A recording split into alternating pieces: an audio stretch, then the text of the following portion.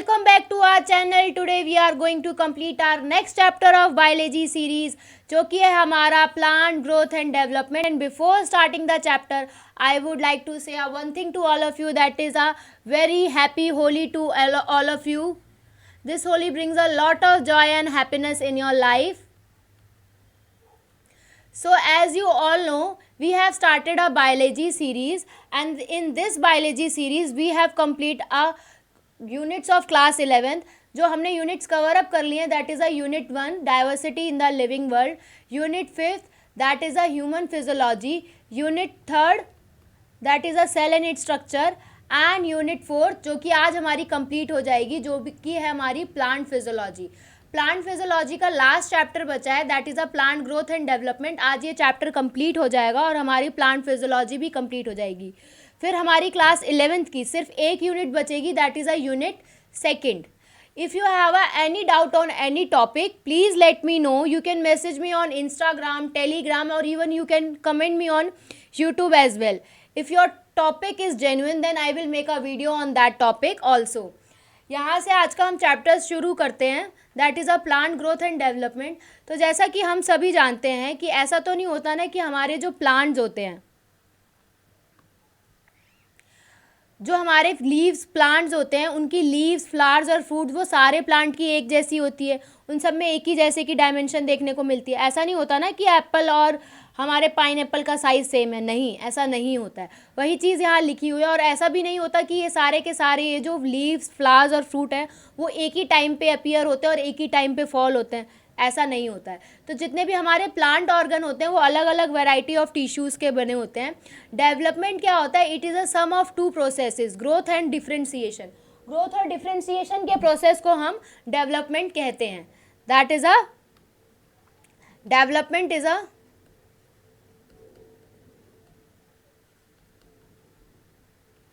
Growth plus differentiation. जब growth और differentiation दोनों हो रहे होंगे तो हम उसको कह सकते हैं that this is a condition of a development. ठीक है.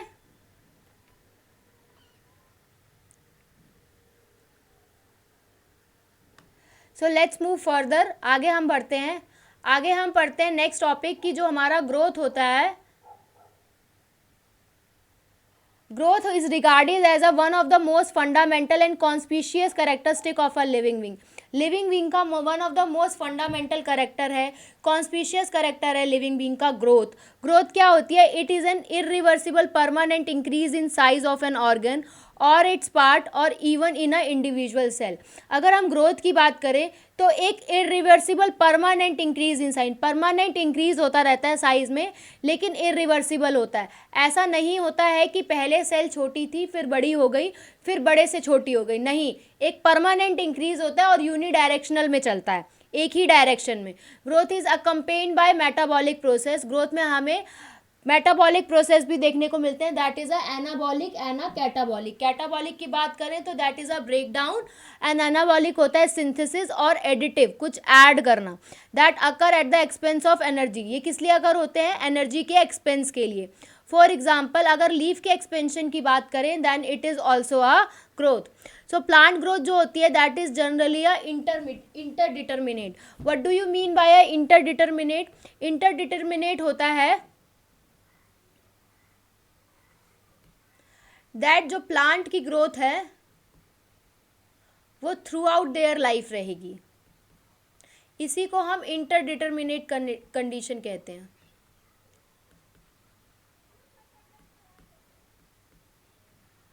ठीक है.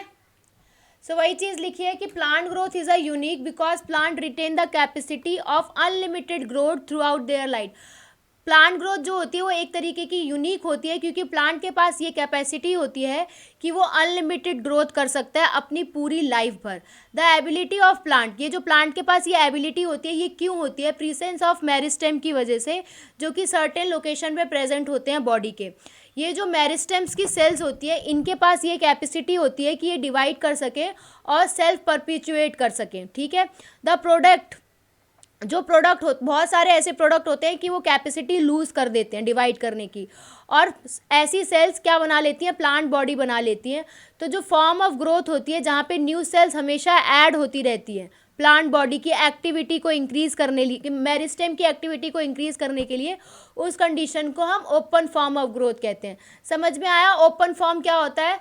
ओपन फॉर्म होता है, that is a open form होता है new cells added always, new cells added always.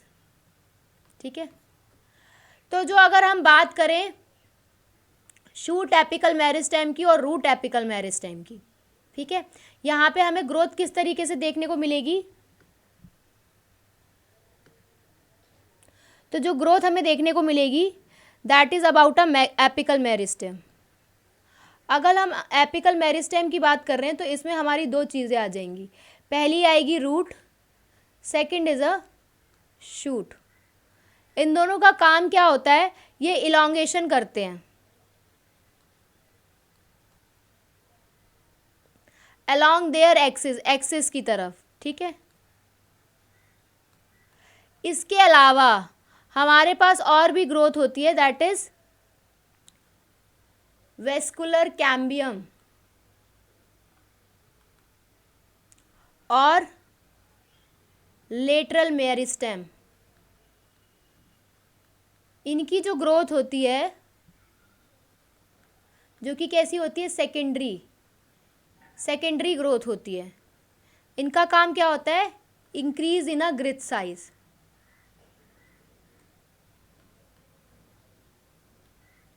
ग्रिथ size में इंक्रीज कर देते हैं। और ये जो एपिकल मेरिस्टेम होता है, ये क्या होती है? That are primary growth. ठीक है, यही चीज़ पैराग्राफ में लिखी है। तो चलिए पढ़ते हैं आगे।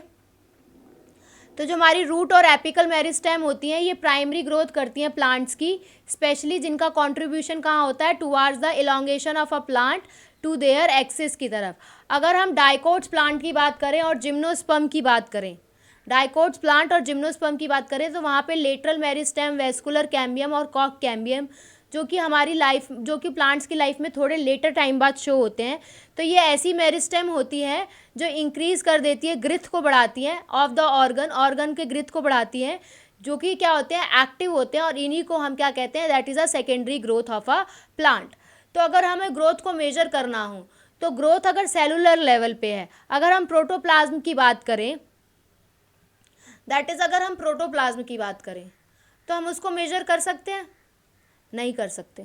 ठीक है, तो हमें ग्रोथ को अगर मेजर करना हो तो इसके अलग अलग पैरामीटर्स दिए हैं। यहाँ पे कुछ वैल्यूज़ भी दिए हैं, अगर आपको याद होती हैं दैट इज़ अ गुड, नहीं याद होती हैं then that is a also good, लेकिन अगर याद होती है that is a more good. ठीक है, सो अब देख लेना कौन सा गुड अच्छा है आपके लिए। ग्रोथ एट सेलुलर लेवल की बात करें तो यहाँ पे हमें देखने को मिलता है कि अमाउंट ऑफ प्रोटोप्लाज्म बढ़ता रहता है। अगर इस इंक्रीज इन प्रोटोप्लाज्म की बात करें तो इसे हम डिफ़िकल्ट तरीके से, मतलब बहुत ज़्यादा डिफ़िकल्टी होगी इसे मेजर करने में। ठीक है, तो जो हमारी ग्रोथ होते हैं वो अलग अलग पैरामीटर्स पे, वैरायटी ऑफ पैरामीटर्स पे मेजर किए जा सकते हैं, like a increase in a fresh weight के तौर पे मेजर किए जा सकते हैं। अगर हम फ्रेश वेट की बात कर रहे हैं तो हमें लीफ का फ्रेश वेट लिया, फिर दोबारा से लीफ का फ्रेश वेट लिया आफ्टर सम टाइम, तो अगर उसमें इंक्रीज आया है तो इस पैरामीटर पे कर सकते हैं। What do you mean by a dry weight? हमने ड्राई वेट के बारे में बात की थी बायोमोलिक्यूल्स में। ड्राई वेट होता है अगर फ्रेश वेट में से हम वाटर का कंटेंट माइनस कर दें तो उसको हम ड्राई वेट कहते हैं। ठीक है, देन लेंथ के टर्म्स में भी मेजर कर सकते हैं, एरिया के टर्म्स में, वॉल्यूम के टर्म्स में और सेल नंबर के टर्म्स में। ठीक है, अगर हम इस सिंगल मेज सेल की बात कर रहे हैं तो इसकी जो रूट एपिकल मेरिस्टेम है वो 17,500 न्यू सेल्स देती है पर आवर में। ठीक है, तो ये जो ग्रोथ हो रही है ये किसके टर्म्स में हो रही है? ये ग्रोथ सेल नंबर के टर्म्स में हो रही है। अगर हम वाटरमेलन की बात करें तो इसका जो साइज़ है वो 3,50,000 टाइम्स बड़ा हो जाता है।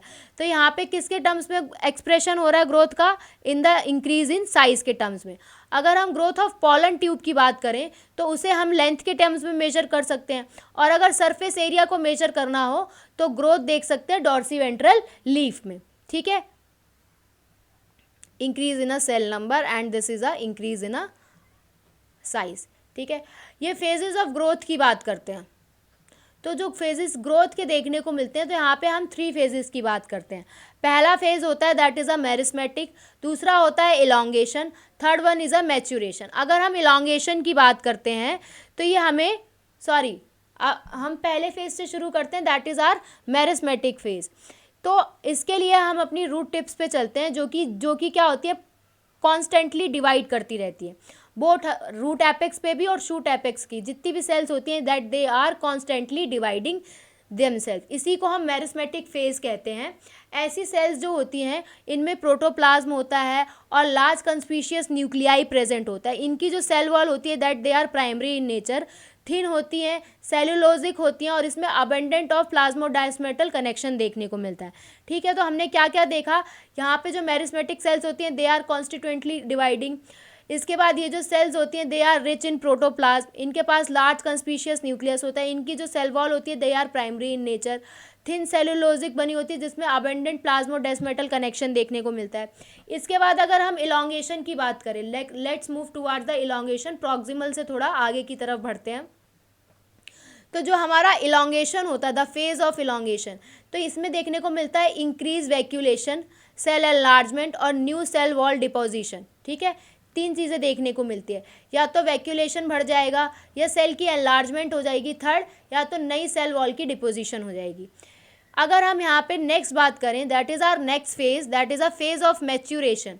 तो इस फेज में क्या देखने को मिलेगा, इस जोन में जितनी भी सेल्स होती हैं वो अपनी मैक्सिमल साइज तक पहुंच चुकी होती हैं, चाहे हम वॉल थिकनिक के टर्म्स में बात करें या फिर प्रोटोप्लाज्मिक मॉडिफिकेशन के टर्म्स में बात करें।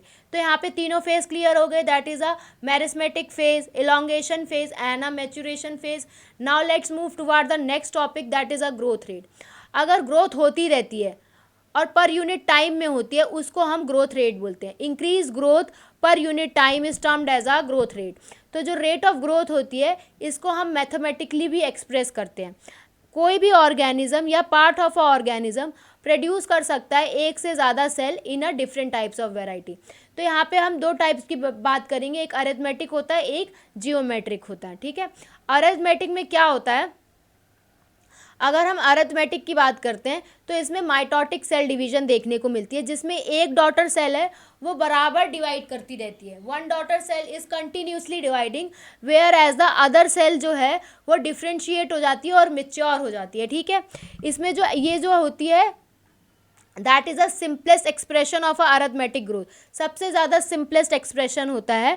और इसको अगर हमें प्लॉट करना हो लेंथ के टर्म्स में अगेंस्ट द टाइम, तो इसमें हमें लीनियर कर्व देखने को मिलता है, that this is a linear curve, time और लेंथ या हाइट ऑफ प्लांट के टर्म्स में। इसका जो एक्सप्रेशन होता है that is L T is equal to L naught plus R T. L T होता है that is a length at a time T, L naught होता है length at a time zero, और आर होता है growth rate या फिर elongation पर यूनिट टाइम। नेक्स्ट हम आगे बढ़ते हैं, that is geometric growth. Geometric growth क्या होती है, बहुत सारे सिस्टम्स में जैसे अगर इनिशियल ग्रोथ जो होती है स्लो होती है, उसे हम लैग फेज कहते हैं। ये जो जियोमेट्रिक ग्रोथ होती है ये टाइम और वेट के बीच का ग्राफ होता है। यहाँ पे हमें ये कर्व देखने को मिलता है, इसे हम सिग्मॉइड कर्व कहते हैं। ठीक है, तो इनिशियल ग्रोथ स्लो होती है जिसे हम लैग कहते हैं, फिर अचानक से जो ग्रोथ है इंक्रीज रैपिडली बढ़ जाती है, उसे या तो हम एक्सपोनेंशियल रेट कहेंगे या फिर एक्सपोनेंशियल या लॉग फेज कहेंगे। यहाँ पे क्या होता है, प्रोजेनी सेल्स जो होती हैं वो माइटोटिक सेल डिवीजन शो करती हैं और उनके पास ये एबिलिटी होती है कि वो डिवाइड कर सके and continue to do so. ठीक है, लेकिन जब न्यूट्रिएंट की सप्लाई लिमिट हो जाती है, ठीक है, न्यूट्रिएंट सप्लाई लिमिट हो जाती है, तो फिर से ग्रोथ जो होती है वो स्लो डाउन हो जाती है और कौन से फेज में चली जाती है, that is a stationary phase. This is a lag phase, slow phase, exponential phase, it is a fast phase, stationary phase, again slow phase. तो यहाँ पे जब हम पैरामीटर ड्रॉ करते हैं वेट और टाइम का, तो यहाँ हमें सिग्मॉइड कर्व ऑब्टेन होता है, that is a characteristic of a living organism growing in a natural environment. ठीक है, नेचुरल इन्वायरमेंट में जो सिग्मॉइड कर्व है दैट इज़ अ कैरेक्टरिस्टिक। ठीक है, अगर यहाँ W1 is equal to W0 ERT है, तो E is a base of the natural logarithm, W1 is a final phase, W0 is a initial size, R is a growth rate, T is a time of growth. ठीक है, ये जो R होता है इसे हम रिलेटिव ग्रोथ रेट कहते हैं and it's measure the ability of a plant. ये प्लांट की उसको मेजर करता है ताकि प्रोड्यूस कर सके न्यू मटेरियल्स को, जिसे हम एफिशिएंसी इंडेक्स भी कहते हैं। क्या बोलते हैं इसको, हम एफिशिएंसी इंडेक्स भी बोलते हैं। ठीक है, तो मतलब क्या इनके पास ये मेजर कर सकते हैं प्लांट की एबिलिटी को कि वो कितना प्रोड्यूस न्यू मटेरियल कर सकता है। ठीक है, और ये जो हमारा F1 का फाइनल साइज होता है, W1 का जो फाइनल साइज होता है, ये इनिशियल साइज पे क्या करता है, डिपेंड करता है। क्लियर है यहाँ तक? नेक्स्ट आगे बढ़े। दैट अगर हमें क्वांटिटेटिव एक्सप्रेशन की बात करनी हो, क्वांटिटेटिव एक्सप्रेशन, तो ये दो तरीके का होता है। क्वांटिटेटिव एक्सप्रेशन जो होता है, they are of two types. एक होता है absolute growth, second one is a relative growth. Absolute growth जो होता है, that is a measurement and the comparison of total growth per unit time. क्या मेजरमेंट है और उसका फिर आपस में क्या कंपैरिजन है, उसको हम एब्सोल्यूट ग्रोथ रेट कहते हैं।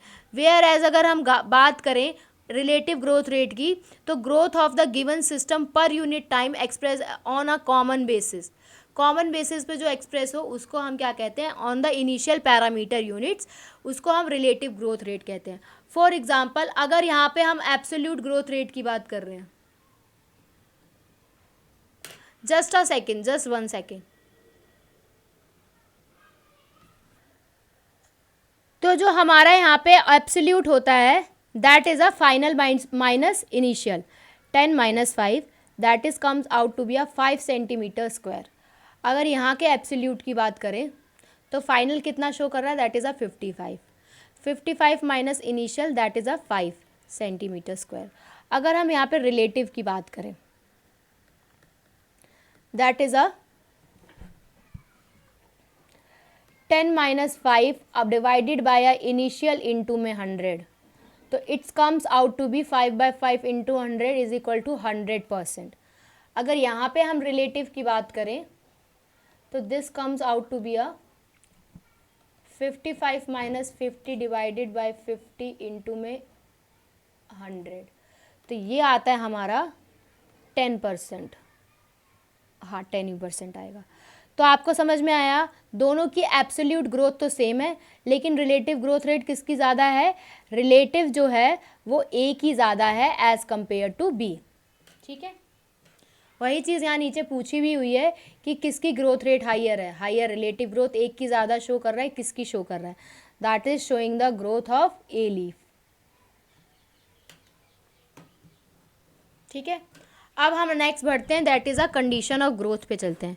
तो ग्रोथ जो होता है वो किस किस पे डिपेंड करता है, growth is depend upon a water, oxygen and nutrients as well as very essential elements for a growth. तो plant cells grow in size, अगर हम प्लांट सेल्स की बात करें तो अगर वो साइज में ग्रो कर रहा है तो सेल का एनलार्जमेंट कर रहा है, जिसके लिए उसको वाटर की रिक्वायरमेंट है। ठीक है, टर्जिडिटी अगर सेल्स की बात करें तो वो एक्सटेंशन ग्रोथ कर रहा है। ठीक है, यहाँ पे भी प्लांट ग्रोथ है और जो डेवलपमेंट है वो एक दूसरे से अल्टीमेटली लिंक हो रखे हैं, किससे, वाटर से लिंक हो रखे। वाटर की बात करें तो वो मीडियम प्रोवाइड करता है ताकि वहाँ पे एंजाइमेटिक ग्रोथ हो सके, जो भी ग्रोथ के लिए इम्पॉर्टेंट है। अगर हम ऑक्सीजन की बात करें तो ये क्या करता है, help in releasing a metabolic energy. Oxygen help करता है कि मेटाबॉलिक एनर्जी जो भी है वो रिलीज़ हो सके और ग्रोथ की एक्टिविटीज़ को जो भी एसेंशियल हैं वो सारी रिलीज़ हो चुके। न्यूट्रिएंट्स की बात करें तो जितने भी हमारे न्यूट्रिएंट्स होते हैं, लाइक मैक्रो और माइक्रो न्यूट्रिएंट्स, जो कि हमने मिनरल न्यूट्रिशन चैप्टर में पढ़े हैं, तो यहाँ पे जो भी न्यूट्रिएंट्स की रिक्वायरमेंट है प्लांट की, और वो सिंथेसिस कर सकते हैं ऑफ प्रोटोप्लाज्म, जिसे हम act as a source of energy भी बोलते हैं। तो यहाँ पे हमें वाटर, ऑक्सीजन और न्यूट्रिएंट का पता चल गया, लेकिन इनके अलावा और भी फैक्टर्स होते हैं। पहला होता है ऑप्टिमम टेम्परेचर, मतलब एक हर प्लांट ऑर्गेनिज्म का एक अपना टेम्परेचर होता है। अगर उससे ज़्यादा, उस रेंज से ज़्यादा टेम्परेचर आगे पीछे हो जाता है तो जो प्लांट का सर्वाइवल होता है वो थोड़ा डिफ़िकल्ट हो जाता है, दैट इज़ अ डिटरमिनेंटल हो जाता है। इसके अलावा लाइट जो होती है वो भी एक इम्पॉर्टेंट रोल प्ले करती है प्लांट ग्रोथ के लिए, और ग्रेविटी भी जो है वो भी एक इम्पॉर्टेंट रोल प्ले करती है। ठीक है, तो कहीं ना कहीं ये हमें कंडीशन ऑफ ग्रोथ में 5 फैक्टर्स देखने को मिले, that is a water,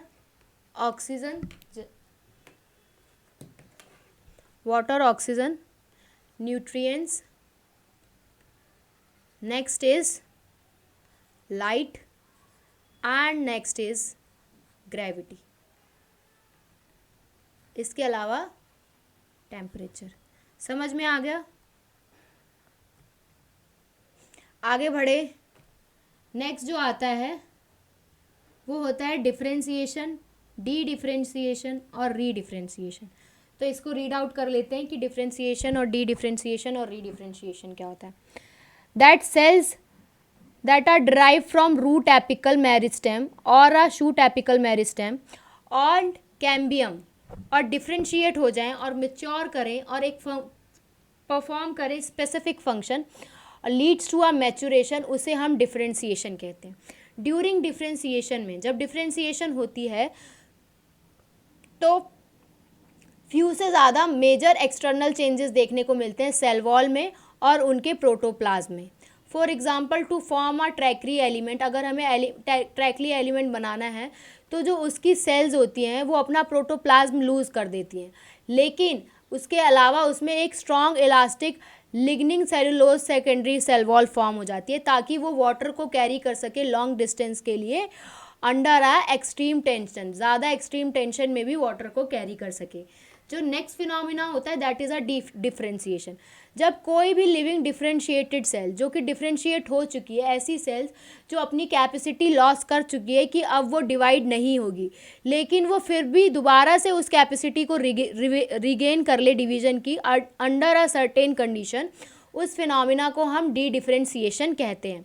for example formation of a meristem, अगर हम मेरिस्टेम की बात करें that is a interfascicular cambium और अ कॉक कैम्बियम, जो कि कहाँ से डिफ्रेंशिएट होता है, फुली मेच्योर्ड पैरेन्काइमा सेल्स के से होता है. वाइल डूइंग सो ऐसी भी मेरिस्टेम और टिश्यू होते हैं that are able to divide और produce cells that once again lose the capacity, और फिर दोबारा से अपनी कैपेसिटी लॉस्ट कर दें डिवाइड होने की और मेच्योर करें to perform a specific function, उन्हें हम रीडिफ्रेंसिएशन कहते हैं. तो यहाँ पर अगर हम देखें तो इनके एग्जाम्पल की बात करते हैं कि कौन सा डी डिफ्रेंसिएशन शो करेगा और कौन सा डिफ्रेंसिएशन और कौन सा री डिफ्रेंसिएशन. ठीक है, तो अगर हम बात करते हैं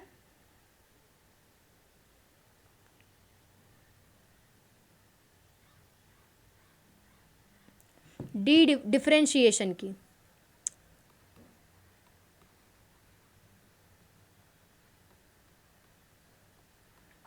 तो हमें यहाँ क्या देखने को मिलेगा,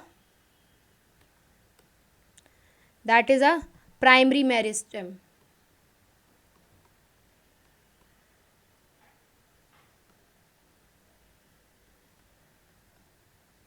इस प्राइमरी मेरिस्टेम में कौन कौन सी परमानेंट सेल्स होंगी, और यहाँ परमानेंट सेल्स भी देखने को मिलेंगी जो डिफ्रेंशिएट हो चुकी हैं और अपना फंक्शन जो है परफॉर्म कर रही हैं, लाइक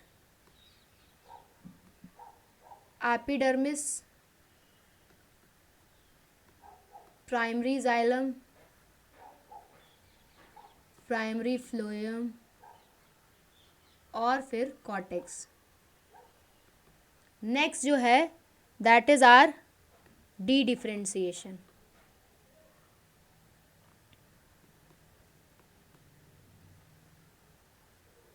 जो दोबारा से डिफ्रेंशिएटेड सेल जो हैं वो डी डिफ्रेंसिएशन में जाएंगी. तो इसमें आएंगी हमारी कॉक कैम्बियम और अ वेस्कुलर कैम्बियम, जिसे हम सेकेंडरी मेरिस्टेम कहते हैं. दैट इज अ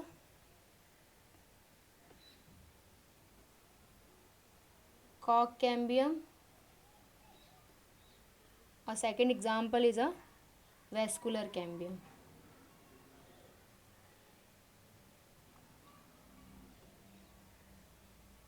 इसी के वेस्कुलर कैम्बियम के अंदर हमारा दोनों कैम्बियम आ जाएगा, इंटरफेसिकुलर और वो सेकंड बन जाए इंट्राफेसिकुलर.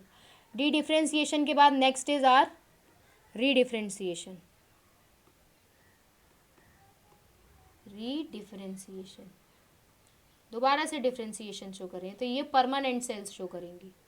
ठीक है, कौन सी सेल्स शो करेंगी, that is a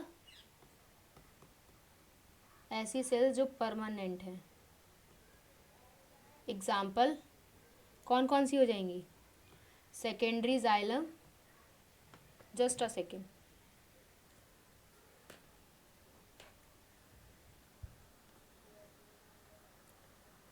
secondary xylem, secondary phloem. ठीक है, इसके बाद फेलोडम जिसे हम सेकेंडरी कॉर्टेक्स कहते हैं. नेक्स्ट इज अ फैलम जिसे हम क्या कहते हैं, दैट इज अ कॉक. क्लियर है यहाँ तक, कोई doubt. Next is our development. तो डेवलपमेंट क्या होता है? Development is a term that includes all the changes that an organism go through during its life cycle from germination of seeds to senescence. मतलब जितने भी चेंजेस एक organism के अंदर हो सकते हैं, ऑल द चेंजेस, जब से उसकी लाइफ साइकिल शुरू हुए, जर्मिनेशन से लेके सेनेसेंस तक, पूरी जितनी भी डेवलपमेंट, जितने भी चेंजेस आए हैं उसको हम डेवलपमेंट कहते हैं, जो कि इस डायग्राम में प्रेजेंट है। जैसे कि कोई मेरिस्मेटिक सेल है,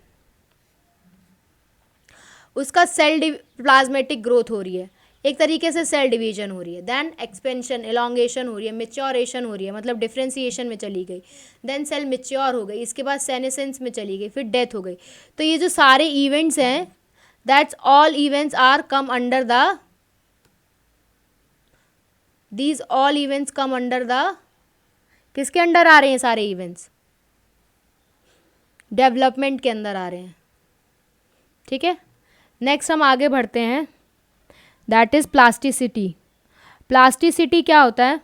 प्लांट जो होते हैं वो अलग अलग तरीके के पाथवे फॉलो करते हैं in response to environment, environment के रिस्पॉन्सेज पे और फेजेस के रिस्पॉन्सेज में, to form a different kind of structure, ताकि वो अलग अलग तरीके के स्ट्रक्चर बना सके, उसी को हम प्लास्टिसिटी कहते हैं। ठीक है, प्लास्टिसिटी क्या होता है?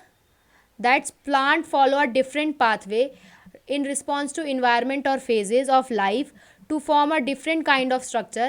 This ability is called as plasticity. Example कहाँ देखने को मिलता है? Heterophylly in cotton, coriander, larkspur. In such planted, अगर इन प्लांट की बात करें, कॉटन, कोरिएंडर और लार्कस्पर की बात करें, तो ऐसे प्लांट्स में जो लीव्स होती हैं जुवलाइन प्लांट की, जुवलाइन जब प्लांट छोटा होता है, जुवलाइन फेज में होता है, तो उस टाइम पे लीव्स इनकी अलग शेप की होती हैं from those in mature plants. Mature plant के कंपैरिजन में जुवलाइन प्लांट में ये लीव्स अलग होती हैं। किसके एग्जांपल हैं? That is a cotton, coriander and larkspur. On the other hand, difference in size of a leaf produce in air and those produce in water.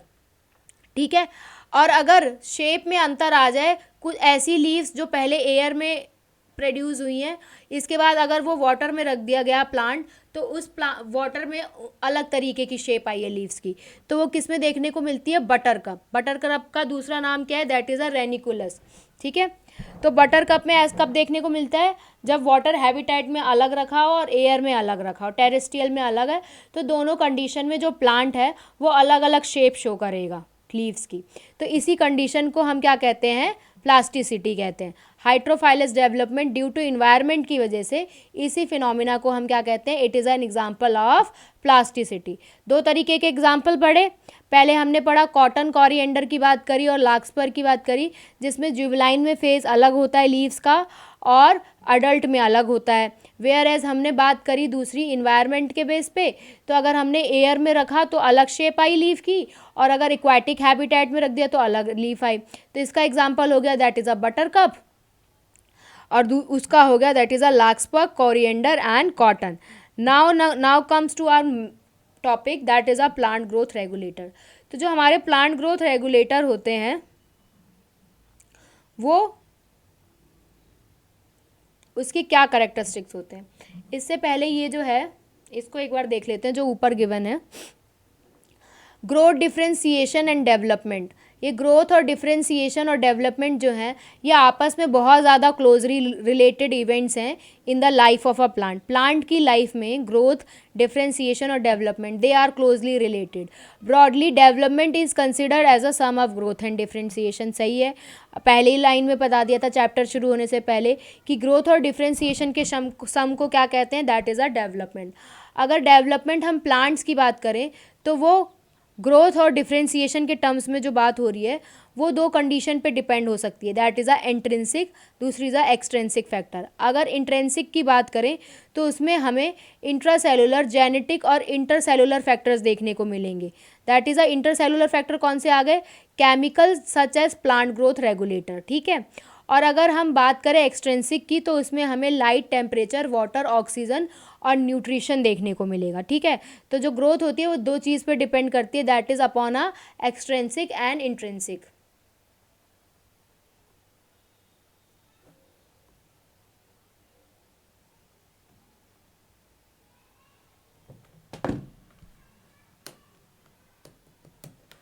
extrinsic, and second one is a intrinsic.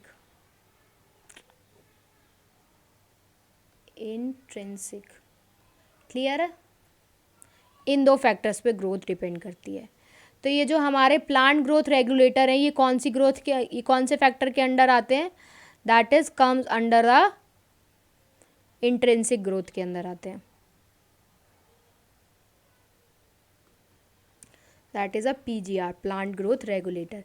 Extrinsic में तो light, temperature, oxygen, water, nutrients आ जाता है. ठीक है, तो चलिए आगे हम पढ़ते हैं. That is our plant growth regulators. इनके क्या क्या करेक्टर्स होते हैं, कहाँ से डिराइव्ड होते हैं, इन सब के बारे में पढ़ते हैं. तो जो हमारे प्लांट ग्रोथ रेगुलेटर होते हैं, ये दो टाइप्स के होते हैं. जस्ट अ सेकेंड, मेरा पेन. हाँ, प्लांट ग्रोथ रेगुलेटर्स होते हैं, they are of two types. इनके सिंपल मॉलिक्यूल्स कंपोजिशन होते हैं. तो पहले हम इनके देख लेते हैं, दो ग्रुप से पहले इनका क्या क्या कंपोजिशन होता है. ठीक है, अगर they are indole derivative, indole compounds हैं, तो that is a indole 3 acetic acid, जिसे हम IAA कहते हैं. और अगर ये एडिनिन डेरिवेटिव है, जिसे हम N6 फ्यूराइल अमाइनो प्यूरिन कहते हैं, दैट इज़ अ काइटीन कहते हैं. ठीक है, जो कि डेरिवेटिव किसके होते हैं? कैरोटीनॉइड एब्सिसिक एसिड के. ठीक है, अगर हम टर्पीन्स की बात करें, if we are talking about a terpenes, then they are gibberellic acid. ठीक है, और वहीं अगर हम गैसियस की बात करें तो दैट आर इथाइलिन. ठीक है, तो ये जो हमारे प्लांट ग्रोथ रेगुलेटर होते हैं, जिन्हें हम प्लांट हार्मोन्स भी कहते हैं या फिर फाइटो हार्मोन्स भी कहते हैं, इनका केमिकल कंपोजिशन समझ में आ गया. ये होते हैं अपने ग्रुप्स के हिसाब से, they are divided into 2 groups. ठीक है, एक होते हैं प्रोमोटिंग एक्टिविटीज़, जो एक्टिविटीज़ को प्रोमोट कर रहे हैं, like cell division, cell enlargement, pattern formation, tropic growth, flowering, fruiting and seed formation. इन सब को हम क्या कहते हैं? Plant growth regulator. जो कि कौन कौन से होते हैं? Auxin, gibberellin and cytokinin. इसके अलावा the PGR of other group play an important role in response to wound and stress of biotic and abiotic origin. So they are involve in growth inhibiting activities. कुछ जो होते हैं stimulate करते हैं activities को, कुछ जो होते हैं वो इनहिबिट करते हैं, such as dormancy and abscission. तो ऐसे प्लांट्स को हम जो इनहिबिशन करते हैं, इनहिबिटिंग एक्टिविटीज़, उन्हें हम एब्सिसिक एसिड उसका एग्जाम्पल है. इसके अलावा जो गैसियस पीजीआर है, दैट इज़ अ इथाइलिन की बात करें तो वो इन दोनों में से किसी ग्रुप में नहीं आता, पर वो ज़्यादातर क्या है? लार्जली अ इनहिबिटर है. ठीक है, एज कंपेयर टू स्टिमुलेटरी क्या है? लार्जली अ इनहिबिटर है. ठीक है, तो यहाँ अगर हम देखें तो PGR of 2 types, that these are promoter. तो प्रोमोटर में पहला है ऑक्सिन. ऑक्सिन का डेरिवेटिव क्या है? That is a indole derivative. ठीक है, सेकंड इज जिब्रेलिक. इसका डेरिवेटिव क्या है? That is a terpene. Next is cytokinin. इसका क्या है? That is a N6 furfuryl amino purine.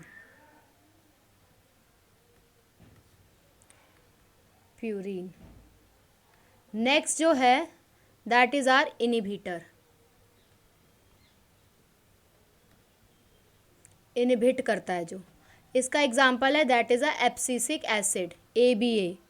ठीक है, इसका क्या है derivative? That is a carotenoid.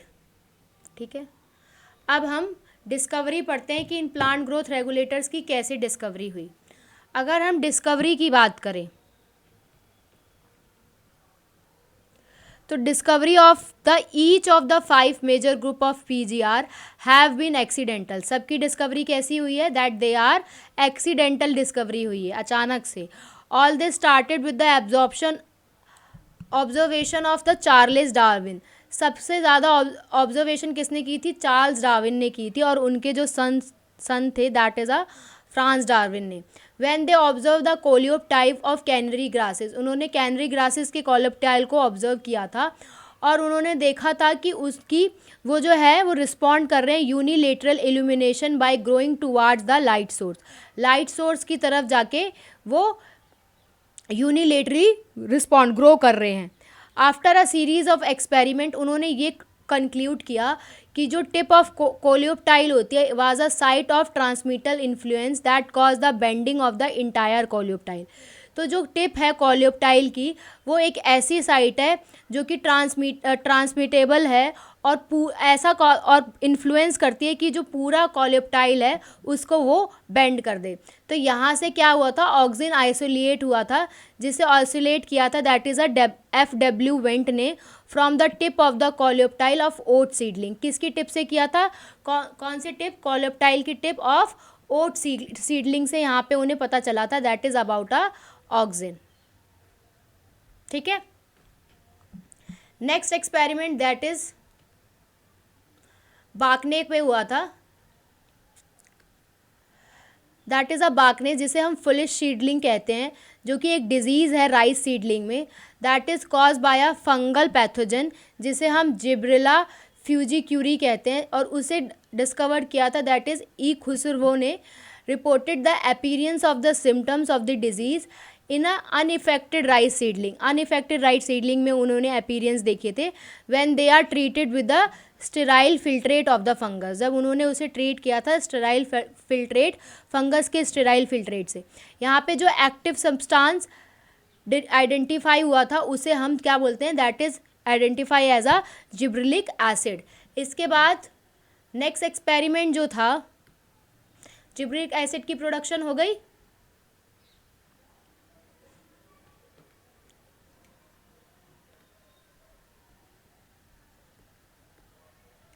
Next is F Skoog. इन्होंने क्या किया था? F Skoog and his co worker observe that from the internodal segment of tobacco stem, tobacco stem की इंटरनोडल स्टेम से, फ्रॉम द कैलस, कैलस क्या होता है? A mass of undifferentiated cell, undifferentiated का वो मास वही प्रोलिफरेट कर रहा था only if addition to auxin the nutrients medium was supplemented with one of the following extract of vascular tissue, जिसमें उन्हें ईस्ट देखने को मिला था, ईस्ट का एक्सट्रैक्ट, कोकोनट मिल्क जिसे या फिर DNA बोलेंगे। तो स्कूग और मिलर ने लेटर आइडेंटिफाई किया था crystallise cytokinesis promoting active substance, जिसे हमने बाद में टर्म किया था दैट इज काइनेटिन। ठीक है, यहाँ से हमारी थर्ड डिस्कवरी हो गई। Next is during the mid 1960 the three independent researchers reported the purification and chemical characterization of three different kinds of inhibitors like a inhibitor B, abscission second and dormin. Later all the three were proved to be a chemically identical. बाद में पता चला ये तीनों के तीनों एक ही हैं, केमिकली इनका आइडेंटिकल स्ट्रक्चर है, तो उसका नाम रख दिया गया that is a abscisic acid. यहाँ से फोर्थ डिस्कवरी हुई। लास्ट इज कजन्स थे, उन्होंने कन्फर्म किया था the release of the volatile substance. Volatile substance का रिलीज होना कहाँ से? राइपेंड ऑरेंजेस से, जो कि राइपनिंग बढ़ा देता है स्टोर्ड अनराइपेंड बनानास की, मतलब जो कच्चे बनाना है उनकी राइपनिंग को हैसन कर सकता है। कौन? That is a volatile substance. और उस वॉलेटाइल सब्सटेंस का बाद में नाम दिया था दैट इज़ अ इथाइलिन, जिसे हम गैसियस PGR कहते हैं। That is a fifth discovery. यहाँ पे नेक्स्ट अब हम फिजियोलॉजिकल इफ़ेक्ट्स पढ़ेंगे कि प्लांट ग्रोथ रेगुलेटर जो होते हैं वो कैसे कैसे एक्ट करते हैं। तो जो हमारा फर्स्ट है दैट इज़ अ ऑक्सिन। तो ये जो हमारा ऑक्सिन होता है that is first isolated. Auxin जो होता है that is a Greek auxin. Auxin का मतलब होता है ग्रो करना, ग्रीक वर्ड ऑक्सिन से लिया गया था जिसका मतलब होता है ग्रो करना, जो कि पहले आइसोलेटेड हुआ था फ्रॉम द ह्यूमन यूरिन से। ये जो ऑक्सिन टर्म है that is applied to a indole 3 acetic acid and to other natural and synthetic compounds जिनके पास सर्टेन ग्रोथ रेगुलेटिंग प्रॉपर्टीज़ हैं. दे आर जनरली प्रोड्यूसेस, ये कहाँ प्रोड्यूस होते हैं, by the growing apex of the stem. Stem की growing apex पे देखने को मिलते हैं और रूट की ग्रोइंग एपिक्स पे देखने को मिलते हैं, जहाँ से ये माइग्रेट करते हैं to the region of their action. और वहाँ से ये माइग्रेट करते हैं जहाँ पे उन्हें एक्ट करना होता है, ऐसे रीजन पे जाके माइग्रेट करते हैं, मतलब चले जाते हैं. ऑक्सिन जो होते हैं IA और IBB, ये हमें प्लांट से मिले थे, तो इन्हें हम नेचुरल ऑक्सिन कहते हैं. ठीक है, नेचुरल कौन कौन से हैं, that is our IAA and IBB. That is IAA is a indole acetic acid and IBA is a indole butyric acid.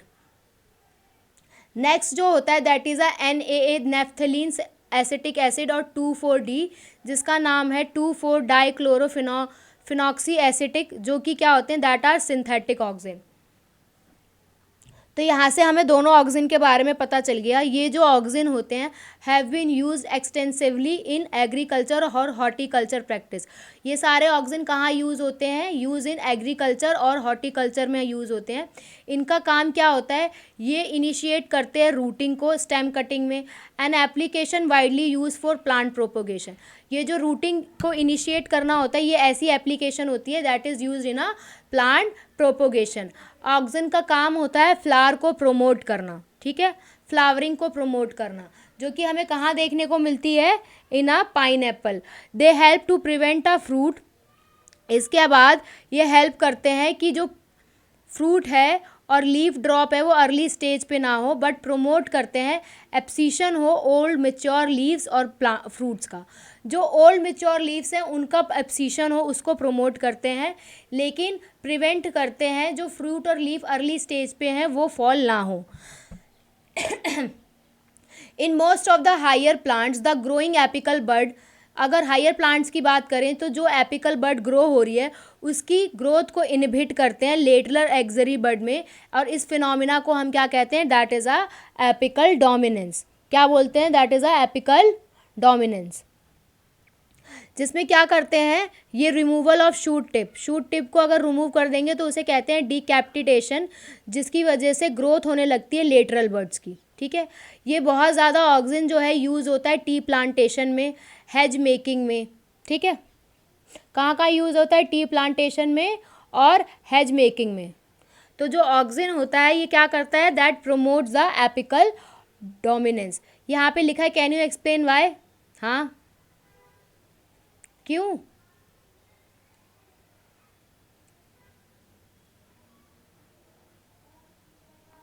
क्योंकि जो ऑक्सिन होता है दैट प्रोमोट एपिकल डोमिनेंस.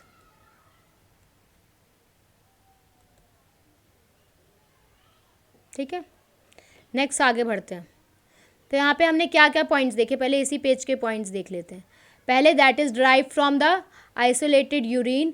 यहाँ पे हमें दो तरीके के उनके बारे में पता चला. एक होते हैं हमारे सिंथेटिक नेचुरल IAA IBB, दूसरे होते हैं सिंथेटिक Na2,4-D. इसके बाद ये जो ऑक्सिन होते हैं ये सारे के सारे एग्रीकल्चर और हॉर्टिकल्चर प्रैक्टिस में यूज़ होते हैं. ये कहाँ पाए जाते हैं, that they are growing in the apex of the stem और रूट. इसके बाद ये रूटिंग को इनिशिएट करते हैं स्टेम कटिंग में. इसके बाद फ्लावरिंग को प्रमोट करते हैं पाइनएप्पल्स में. इसके बाद अर्ली स्टेज में लीव्स और फ्रूट को गिरने नहीं देते, लेकिन जो ओल्डर लीव्स और फ्रूट होते हैं उनका एब्सिशन को प्रमोट करते हैं. इसके बाद एपिकल डोमिनेंस को भी ये प्रमोट करते हैं. ये शूट टिप को रिमूव कर देते हैं जिसे हम डीकैप्टिवेशन कहते हैं, ताकि ग्रोथ हो सके लेटरल बड्स की. ठीक है, टोटल 9 पॉइंट्स. और इसके अलावा और भी हैं. जो ऑक्सिन है वो इंड्यूस कर देता है पार्थिनोकार्पी को, किसमें, टोमेटोज़ में, और दे आर वाइडली यूज. और ऑक्सिन को हम वाइडली यूज़ करते हैं एज अ हर्बिसाइड. कौन सा ऑक्सिन यूज़ होता है, दैट इज़ अ 2,4-D, जो कि क्या करता है, डाइकोटिलेडन वीड्स जो होती हैं उनको किल करता है, और जो मेच्योर मोनोकोटिलेडन प्लांट्स होते हैं उनको इफेक्ट नहीं करता. जो मोनोकॉट के साथ साथ छोटी छोटी वीड्स प्रोड्यूस हो जाती हैं, डाइकॉट, उनको ये किल करता है 2,4-D, जो कि एक हर्बिसाइड की तरह यूज़ होता है. और ये जो है it is use to prepare a weed free lawn by a gardeners. जो गार्डनर्स होते हैं उससे ये वीड फ्री लॉन भी प्रिपेयर किया जा सकता है. और ऑक्सिन जो होता है जाइलम डिफ्रेंसिएशन को कंट्रोल करता है और हेल्प करता है इन अ सेल डिवीजन. ठीक है, तो यहाँ पे हमें देखने को मिला 10th पॉइंट इंड्यूस पार्थिनोकार्पिन को भी इंड्यूस करता है। इसके बाद हर्बिसाइड की तरह भी यूज़ होता है, जिसमें ये डाइकॉट की वीट को काट देता है और मोनोकॉट के प्लांट को इफेक्ट नहीं करता। इसके बाद गार्डनर्स इसे यूज़ कर सकते हैं लॉन्स बनाने के लिए जहाँ पे कोई भी वीड ना हो। 13 point as a cell division और जाइलम डिफ्रेंसिएशन में भी ये हेल्प करता है। Next is our gibberellic acid. Gibberellic acid क्या होता है?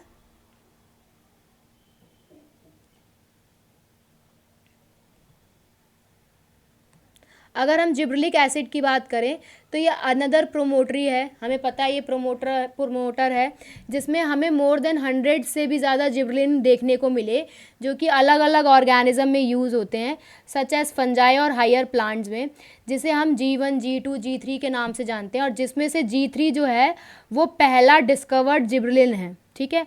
बाकी जो है remains the most intensively studied form, ठीक है। जितने भी जीएज होते हैं, जिब्रेलिक एसिड्स जितने भी होते हैं, सारे के सारे कैसे होते हैं? एसिडिक होते हैं। तो ये wide range of physiological response देखने को मिलता है प्लांट्स में। ये क्या करते हैं? ये इंक्रीज कर देते हैं लेंथ इन ऑफ एक्सिस, जो लेंथ होती है उन एक्सिस में इंक्रीज कर देते हैं। जैसे कहाँ पे यूज़ देखने को मिलता है? ग्रेप्स की स्टॉक में देखने को मिलता है। जिब्रेलिन का काम होता है ये फ्रूट लाइक एप्पल्स को इलोंगेट करते हैं और उनकी शेप को भी इम्प्रूव करते हैं। ये करते हैं, डिले करते हैं, सेंसेनेंस को डिले करते हैं। Thus the fruit can be left on the tree longer so that it extend to the market period. इस अगर ये सेंसेनेंस को डिले कर रहे हैं ताकि फ्रूट जो है वो फॉल ना हो, तो उसकी वजह से क्या होता है? फ्रूट बहुत टाइम तक ट्री में बना रहता है जब तक उसकी मार्केट पीरियड, और उसकी इस वजह से जो फ्रूट का मार्केट पीरियड है वो बढ़ भी जाता है। GA3 का काम होता है ये माल्टिंग प्रोसेस को भी स्पीड अप करता है, जो कि हमें ब्रूइंग इंडस्ट्री में देखने को मिलता है। शुगर केन जो स्टोर होती है कार्बोहाइड्रेट की तरह as a sugar in their stem, तो अगर हम स्प्रे कर देंगे शुगर केन की क्रॉप में विद जिब्रेलिन के साथ, तो वो उसकी लेंथ बढ़ा देता है। जो शुगर केन की स्टेम की लेंथ है उसको इंक्रीज़ कर देता है, जिसकी वजह से ईल्ड बढ़ जाती है। कितनी? 20 टन्स पर एकड़। इसके बाद स्प्रेइंग जुवेलाइन कॉनिफर्स विद JA। अगर जो कॉनिफर्स होते हैं जुवेलाइन फेज में, उसमें अगर हम जिब्रेलिक एसिड को स्प्रे कर देते हैं तो वो मेच्योरिटी पीरियड को हेस्टन करती है, मतलब इंक्रीज़ करती है, thus leading to a early seed production, जिसकी वजह से सीड प्रोडक्शन क्या होने लगती है? जल्दी होने लगती है। जिब्रेलिन का काम होता है बोल्टिंग को प्रोमोट करना। बोल्टिंग क्या होता है? पहले इंटरनोडल इलोंगेशन होगी जस्ट प्रायर टू फ्लावरिंग, मतलब पहले इंटरनोड इलोंगेशन होगी और उसके बाद फ्लावरिंग होगी, ठीक है। जो कि हमें कहाँ देखने को मिलती है बोल्टिंग?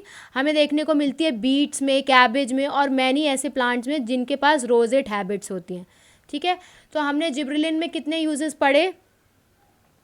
तो पहले जिब्रेलिन 100 से ज़्यादा होते हैं। जो हमारा फर्स्ट डिस्कवर्ड जिब्रेलिन था दैट इज़ अ GA3 था। जितने भी जिब्रेलिन होते हैं सारे के सारे एसिडिक होते हैं।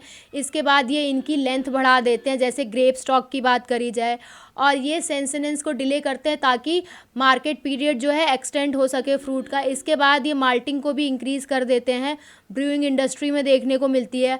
अगर हम बात करें शुगर केन की जो फील्ड है उसमें हम जिब्रेलिक एसिड का स्प्रे कर दें तो उसकी वजह से जो लेंथ होती है स्टेम की वो बढ़ जाती है, जिसकी वजह से ईल्ड जो है वो बहुत ज़्यादा इंक्रीज़ हो जाती है, 28 टन्स पर एकड़। और अगर हम उसे कोनिफर्स में जिब्रेलिन को स्प्रे कर देते हैं तो उसकी मेच्योरिटी पीरियड को बढ़ा देती है, जिसकी वजह से अर्ली सीड प्रोडक्शन देखने को मिलती है। इसके बाद जो हमारा जिब्रेलिन है वो बोल्टिंग को भी प्रमोट करता है, मतलब पहले इंटरनोड की इलोंगेशन करेगा, इसके बाद फ्लावरिंग करेगा, जो कि हमें बीट, कैबेज और बहुत सारे ऐसे प्लांट जिनके पास रोजेट हैबिटेट होती है उसमें देखने को मिलती है। क्लियर है जिब्रेलिन? आगे बढ़े। नेक्स्ट हमारा टॉपिक है दैट इज़ अ साइटोकाइनिन। जो साइटोकाइनिन होता है, cytokinin have a specific effect on the cytokinesis. Cytokinin का ज़्यादातर इफेक्ट हमें साइटोकाइनेसिस में देखने को मिलता है, जिसे हमने डिस्कवर्ड एज अ काइनेटीन की तरह जो डिस्कवर्ड हुआ है। एक मॉडिफाइड फॉर्म है एडेनिन की। एडेनिन क्या है? That is a purine. तो ये प्यूरिन की क्या है? Modified form. एडेनिन की क्या है? Cytokinin, that is a kinetin, that is a modified form, ठीक है। इसके बाद जो इसमें ये कहाँ से हुई है? ऑटोक्लेव हुई है from the hearing sperm DNA। Sperm DNA से हुई है। काइनेटिन जो है वो नेचुरली अकर नहीं करता प्लांट्स में।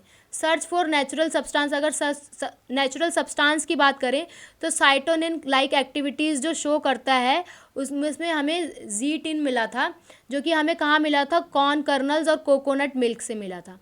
जब हमने डिस्कवरी कर ली जीटिन की तो बहुत सारे नेचुरली अकरिंग साइटोकाइनिन और सम सिंथेटिक कंपाउंड्स, जिसमें हमें क्या देखने को मिलती है, सेल डिवीजन देखने को मिलती है, जो कि प्रोमोटिंग एक्टिविटी है। जो नेचुरल साइटोकाइनिन है that are synthesize in a region where the rapid cell division occur. For example, अगर रूट एपेक्स की बात करें और डेवलपिंग शूट बड की बात करें और यंग फ्रूट की बात करें तो ये हेल्प करते हैं to produce a leaves chloroplast in leaves. ठीक है, किसको करते हैं, प्रोमोट्स करते हैं division in a young leaves. Lateral shoot growth भी दिखाते हैं, एडवेंटिशियस शूट फॉर्मेशन भी दिखाते हैं। इसके अलावा साइटोकाइनिन जो होता है वो ओवरकम करता है किसको, एपिकल डोमिनेंस को। कौन ओवरकम करता है, दैट इज़ अ साइटोकाइनिन। सो इसके बाद ये भी चीज़ प्रमोट करते हैं न्यूट्रिएंट्स की मोबिलाइजेशन, जिसकी वजह से जो लीफ सेनेसेंस की डिले है उसमें हेल्प होती है। अगर ये न्यूट्रिएंट का मोबिलाइजेशन कर देंगे तो जो सेनेसेंस में डिले आ रहा है उसको भी ये हेल्प करते हैं। तो यहाँ पे हमने देखा, हमने यहाँ पे कौन कौन से मेथड देखे साइटोकिनिन में, दैट इज़ अगर हम नॉर्मल साइटोकाइनिन की बात करते हैं जो कि एक मॉडिफाइड फॉर्म है एडेनिन की, दैट इज़ अ प्यूरिन, वो हमें मिला था ऑटोक्लेव हियरिंग स्पर्म डीएनए से। इसके बाद जो हमारा जीटिन है that is isolated from a corn kernel या फिर कोकोनट मिल्क। इसके बाद ये सेल डिवीजन में प्रोमोट करता है और ये बहुत सारी नई सेल्स, न्यू लीव्स को भी प्रोड्यूस करता है। क्लोरोप्लास्ट को भी, रुक जाओ जस्ट अ सेकेंड, क्लोरोप्लास्ट को भी प्रोड्यूस करता है, लेटरल शूट को भी और एडवेंटिशियस शूट को भी। साइटोकाइनिन जो है दैट इज़ एपिकल डोमिनेंस को ओवरकम करता है और न्यूट्रिएंट्स का मोबिलाइजेशन करा देता है। ठीक है, क्लियर है यहाँ पे। Next is our ethylene. Ethylene क्या है, ना ही हमारा इनिबिटर है ना ही प्रमोटर है, लेकिन ज़्यादातर इनिबिटर की तरह शो करता है। तो अगर इथाइलिन की बात करें तो that is a simple gaseous PGR. It is synthesized in a large amount by a tissue undergoing sensation and ripening fruit. सबसे ज़्यादा कहाँ देखने को मिलता है, जब कोई भी टिश्यू किस में जा रहा हो, सेनेसेंस में जा रहा हो और राइपनिंग फ्रूट्स में देखने को मिलता है। इन्फ्लुएंस ऑफ इथाइलिन की बात करें इन प्लांट्स में तो वो इंक्लूड करता है हॉरिजॉन्टल ग्रोथलिंग। हॉरिजॉन्टल ग्रोथ देखने को मिलती है कहाँ पे, सीडलिंग में। एक्सिस जो है वो स्वेल कर जाती है। एपिकल हुक फॉर्मेशन देखने को मिलती है डाइकॉट सीडलिंग में। इथाइलिन जो है वो प्रमोट करता है सेनेसेंस को और एब्सिशन ऑफ प्लांट ऑर्गन को, जो कि कहाँ देखने को मिलती है, स्पेशली फ्लावर्स और लीव्स में। अगर इथाइलिन की बात करें that is highly effective in fruit ripening. सबसे ज़्यादा कहाँ देखने को मिलता है, जब फ्रूट को राइपन करना होता है, मतलब पकाना होता है, तो इथाइलिन यूज़ होता है। It enhance the respiration rate, ये रेस्पिरेशन रेट भी बढ़ा देता है during the ripening of fruit. This rise in rate of respiration is called respiratory climatic. और ये जो रेस्पिरेशन के रेट में राइज आया है इसी को हम रेस्पिरेटरी क्लाइमेटिक भी कहते हैं। और इथाइलिन का काम क्या होता है, ये सीड डॉर्मेंसी और बड डॉर्मेंसी को ब्रेक कर देता है, जिसकी वजह से जर्मिनेशन जो होती है वो इनिशिएट हो जाती है। और अगर हम पीनट सीड की बात करें और पोटैटो ट्यूबर्स की बात करें जहाँ पे स्प्राउटिंग होती है, तो ये हमें वहाँ पे सीड डॉर्मेंसी और बड डॉर्मेंसी देखने को मिलती है। इथाइलिन जो है वो रैपिड इंटरनोड और पिटियोल की इलॉन्गेशन करता है, कहाँ पे, जो कि डीप वाटर राइस प्लांट होते हैं वहाँ पे हमें क्या देखने को मिलता है, रैपिड इंटरनोड और पिटियोल की इलॉन्गेशन देखने को मिलती है। It helps the leaf and upper part of the shoot to remain above the water. ये हेल्प करता है लीव्स को और अपर पार्ट के शूट को कि वो पानी के ऊपर ही रहें। इथाइलिन जो होता है वो रूट ग्रोथ को प्रोमोट करता है, रूट हेयर को फॉर्मेशन करता है। इसके बाद ये हेल्प करता है प्लांट को ताकि इंक्रीज़ हो सके उनका ऑब्जॉर्प्शन सरफेस एरिया। इथाइलिन जो है सबसे ज़्यादा इथाइलिन के यूजेस हैं, फ्लावरिंग को इनिशिएट करता है और सिंक्रोनाइजिंग फ्रूट सेट दिखाता है इन पाइनएप्पल्स में। फ्लावरिंग को इंड्यूस भी करता है, किसमें, मैंगो में। जहाँ पे स्पेशली दे रखा है ना पाइन एप्पल, मैंगो, वो चीज़ें याद रखना कहाँ पे क्या काम करता है। इथाइलिन जो होता है वो बहुत सारे फिजियोलॉजिकल प्रोसेस भी शो करता है। One of the most widely use PGR जो है वो एग्रीकल्चर में देखने को मिलता है। कहाँ देखने को मिलता है? एग्रीकल्चर, जहाँ पे हमें एथाफन देखने को मिलता है, that is a aqueous solution जो कि रेडली एब्जॉर्ब्ड हो जाता है, ट्रांसपोर्टेड करते हैं विद इन अ प्लांट्स के अंदर, ताकि इथाइलिन जो है वो धीरे धीरे वहाँ पे रिलीज हो सके।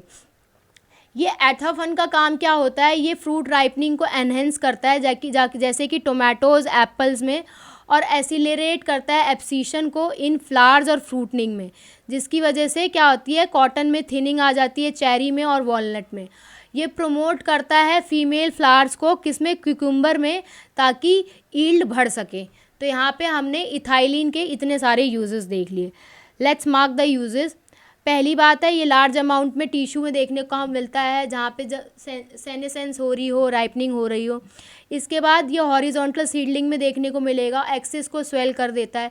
इथाइलिन का काम होता है प्रमोट करता है सेनेसेंस को और एब्सेशन ऑफ प्लांट ऑर्गन्स को, रेस्पिरेटरी रेट को भी बढ़ा देता है, सीड डॉर्मेंसी और बड डॉर्मेंसी को ब्रेक कर देता है, जिसकी वजह से जर्मिनेशन जल्दी होने लगता है, जबकि कहाँ देखने को मिलता है? पीनट्स में और स्प्राउटिंग ऑफ पोटैटो ट्यूबर्स में। इथाइलिन का काम होता है ये रैपिड इंटरनोड और पिटियोल इलोंगेशन दिखाता है, कहाँ पे? डीप वाटर राइस में, जिसकी वजह से लीव्स जो हैं और अपर पार्ट जो है शूट का वो पानी के ऊपर ही रहता है। इथाइलिन का काम होता है ये रूट की ग्रोथ दिखाता है, रूट हेयर फॉर्मेशन, और हेल्प करता है प्लांट को to increase their absorption surfaces. इसके बाद ये इनिशिएट करता है फ्लावरिंग को, सिंक्रोनाइजिंग फ्रूट सेट देखने को मिलता है पाइन एप्पल्स में। इसके अलावा ये इंड्यूस कर देता है फ्लावरिंग, कहाँ पर? मैंगोज़ में। इसके बाद सबसे ज़्यादा यूज़ इसका पीजीआर का कहाँ देखने को मिलता है? दैट इज़ एग्रीकल्चर में, जो कि क्या है? दैट इज़ अ एथिफेटिन, जो कि एक्वस सोल्यूशन है, जो कि रेडली ऑब्जॉर्ब हो जाता है और धीरे धीरे इथाइलिन रिलीज़ करता है इन द फील्ड, या तो जिसकी वजह से इथेफिन जो होता है क्या काम करता है? ये फ्रूट राइपनिंग को बढ़ा देता है, किसमें? टोमेटोज़ में और एप्पल्स में, और एसिलरेट करता है एब्सीशन, किसमें? फ्लावर्स में और फ्रूट में। कौन कौन से फ्रूट में? थिनिंग कर देता है कॉटन की, चेरी की, वॉलनट की, और इसके अलावा फीमेल फ्लावर्स को प्रमोट करता है, किसमें? क्यूकम्बर में, ताकि जो ईल्ड है वो हो सके। Next is our abscission. अगर हम एब्सिसिक एसिड की बात करें तो जो हमारा एब्सिसिक एसिड होता है वो जो है डिस्कवर किया गया था फॉर रेगुलेशन एब्सीशन और dormancy, but like other PGR it has a wide range of effecting plant growth and development. Abscisic acid के बारे में ज़्यादा नहीं दिया हुआ, लेकिन ये प्लांट ग्रोथ इनिबिटर की तरह काम करता है और प्लांट मेटाबॉलिज्म को इनिबिट करता है। जो एबीए का काम होता है वो सीड जर्मिनेशन को इनिबिट करता है, स्टिमुलेट करता है जो स्टोमेटा क्लोजर में, जिसकी वजह से प्लांट की जो टॉलरेंस है वेरियस काइंड ऑफ स्ट्रेस के लिए वो बढ़ जाती है, इंक्रीज टॉलरेंस बढ़ा देता है। इसीलिए इस एबीए को हम स्ट्रेस हार्मोन भी बोलते हैं। एबीए का जो काम है सबसे ज़्यादा हमें सीड डेवलपमेंट में, मैच्यूरेशन में और डॉर्मेंसी में देखने को मिलता है। बाय इंड्यूसिंग और डॉर्मेंसी, जब हम डॉर्मेंसी को इंड्यूस करते हैं तो एबीए जो है वो हेल्प करता है सीड को, ताकि वो विथस्टैंड कर सके और अदर फैक्टर्स जो अनफेवरेबल हैं ग्रोथ के लिए। इन मोस्ट सिचुएशन में जो एबीए है वो एंटागोनिस्ट की तरह काम करता है जिब्रेलिक एसिड के। तो अगर हम यहाँ पे देखें कि एंटागोनिस्ट के बारे में बाद में हम देखेंगे, पहले देख लेते हैं इसके रोल के बारे में, ज़्यादा नहीं दिया हुआ। ये इनिबिटर की तरह काम करता है, मेटाबॉलिज्म को भी कम कर देता है, सीड जर्मिनेशन को कम करता है, स्टिमुलेट करता है कि स्टोमेटा का क्लोजर हो सके, स्ट्रेस हार्मोन भी बोलते हैं क्योंकि सीड डेवलपमेंट और मैच्योरेशन और सीड डॉर्मेंसी में देखने को मिलता है। इसके बाद एबीए का काम होता है सीड को हेल्प करेगा ताकि वो विथस्टैंड कर सके अलग अलग डाइसेशन और अदर अनफेवरेबल ग्रोथ के लिए। ये यहाँ पे हमारा पूरा जो जितने भी रोल्स हैं सारे यहाँ ख़त्म होते हैं। अब देखते हैं एंटागोनिस्ट क्या होते हैं। देखना एक चीज़ याद रखने, जो भी हार्मोन्स होते हैं वो आपस में एक दूसरे के एंटागोनिस्ट नहीं होते हैं, हार्मोन्स के रोल एंटागोनिस्ट होते हैं, ठीक है। और अगर हम इसकी बात करें तो यहाँ पे अगर हमने एंटागोनिस्ट की जब हम बात कर रहे हैं तो यहाँ पे जो एंटागोनिस्ट है सबसे पहले हमने किसके बारे में पढ़ा? एबीए का और जिब्रेलिक का, दे आर एंटागोनिस्ट। और जो हमारे सिनर्जेटिक होते हैं वो क्या होते हैं? सिनर्जेटिक होते हैं जो एक दूसरे के इफेक्ट को इंक्रीज़ करते हैं, और एंटागोनिस्ट होते हैं जो एक दूसरे को इफेक्ट को कम करते हैं। तो अगर हम सीड डॉर्मेंसी की बात करें, सीड डॉर्मेंसी हमने कहाँ कहाँ देखी थी? सीड डॉर्मेंसी हमने दो जगह देखी, एक तो हमने जिब्रेलिक एसिड में पढ़ी, दूसरी हमने एब्सिसिक एसिड में पढ़ी। यहाँ पे ये दो क्या होते हैं, दोनों कैसे शो करते हैं? That is antagonist. Just a second, antagonist की तरह शो करते हैं। नेक्स्ट अगर हम एपिकल डोमिनेंस की बात करें तो एपिकल डोमिनेंस के बारे में सबसे पहले हमने कहाँ पढ़ा था? ऑक्सिन में पढ़ा था, और इसके बाद हमने साइटोकाइनिन में पढ़ा कि वो उसको ओवरकम करता है। तो यहाँ पे ये भी क्या हो गया? That they are antagonist. ठीक है। नेक्स्ट हमने टिश्यू कल्चर के बारे में पढ़ा।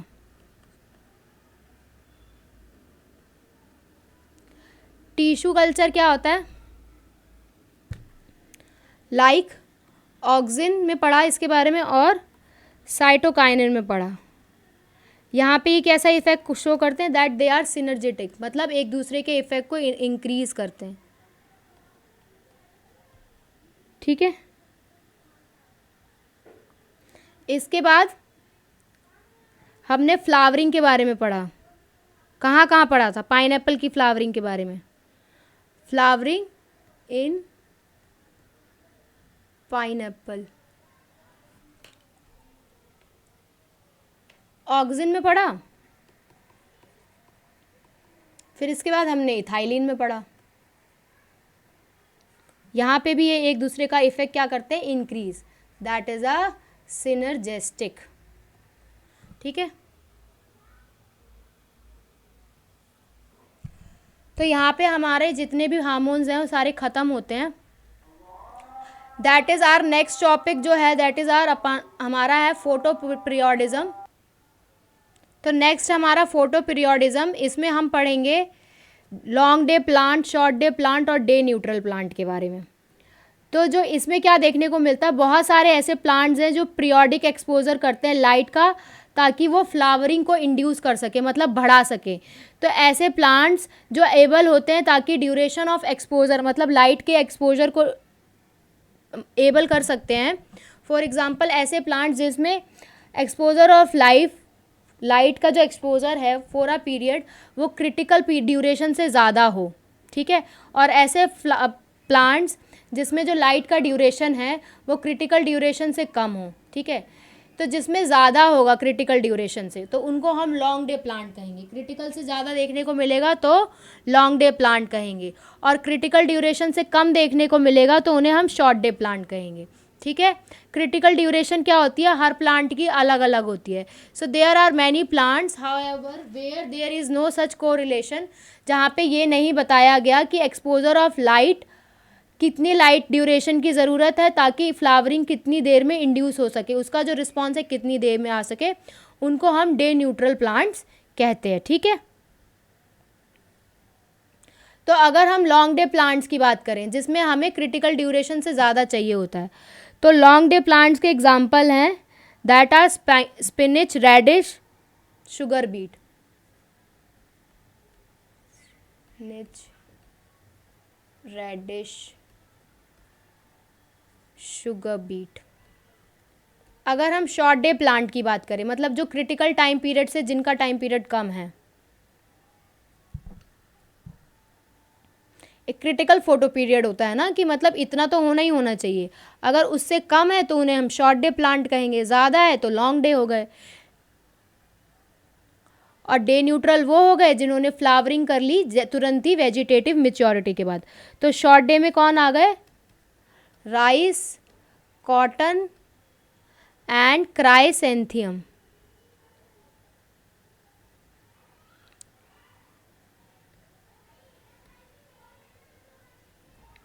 And tobacco. और हमारे डे न्यूट्रल में आ गए, अगर हम डे न्यूट्रल की बात करें तो इसमें आ गए टोमेटो, सनफ्लावर, पी प्लांट।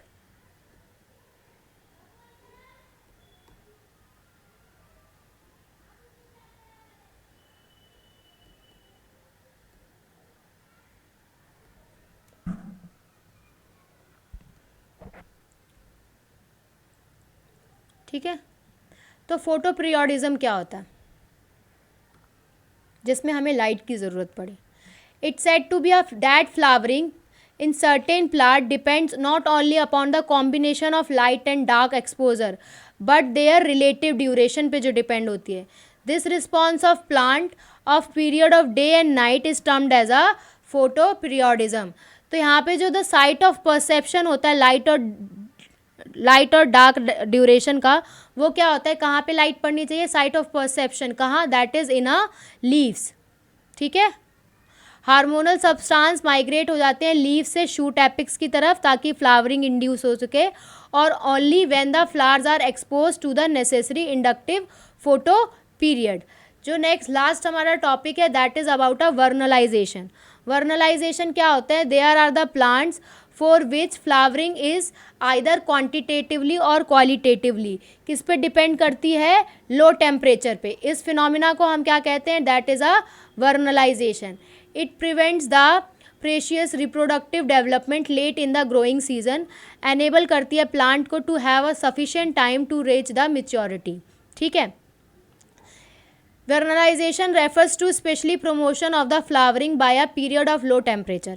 ये ज़्यादातर फ्लावरिंग को प्रमोट करता है by of a low temperature, of a period of a low temperature। Such plants like wheat, barley और rye, they have a 2 kinds of variety, winter और spring variety. इनमें 2 kinds of variety देखने को मिलती है, white, barley और राई में। जो स्प्रिंग वेराइटी होती है are normally planted in the spring season. Spring variety को हम स्प्रिंग सीजन में ही लगा लेते हैं, और उनका जो फ्लावर है come to a flower and produce a grain before the end of a growing season. तो उनका फ्लावर कब आता है, ग्रोइंग सीजन के एंड तक। अगर हम विंटर वेराइटीज़ की बात करें, हाउएवर अगर हम उन्हें स्प्रिंग में लगा लें तो वो नॉर्मली फेल हो जाएंगे फ्लावर करने में और प्रोड्यूस करेंगे mature grain within a span of a flowering season.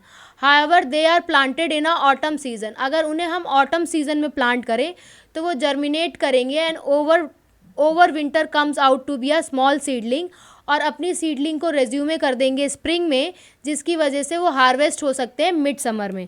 तो ये सारा क्या है, दैट इज़ अब बताती हूँ, अब समझ में आएगा। ये हमारा समर सीज़न है। ठीक है।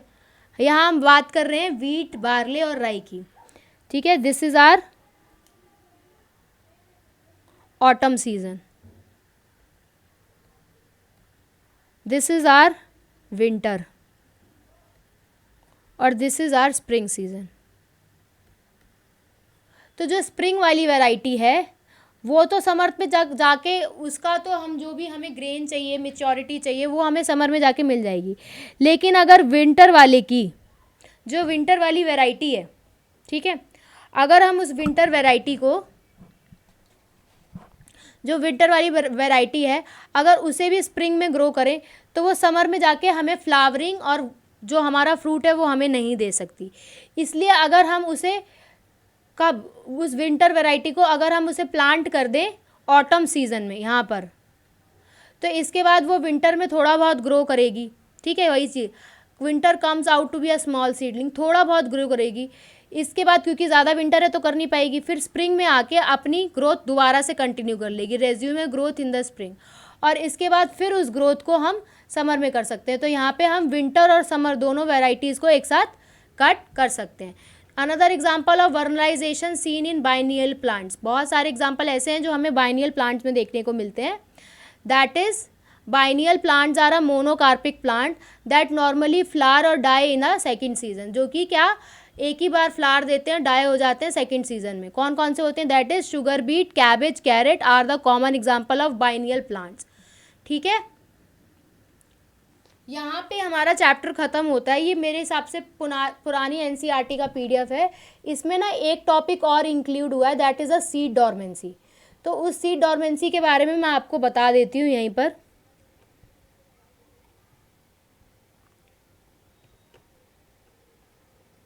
यहाँ बता देते हैं सीड डॉर्मेंसी के बारे में। सीड डॉर्मेंसी का काम क्या होता है?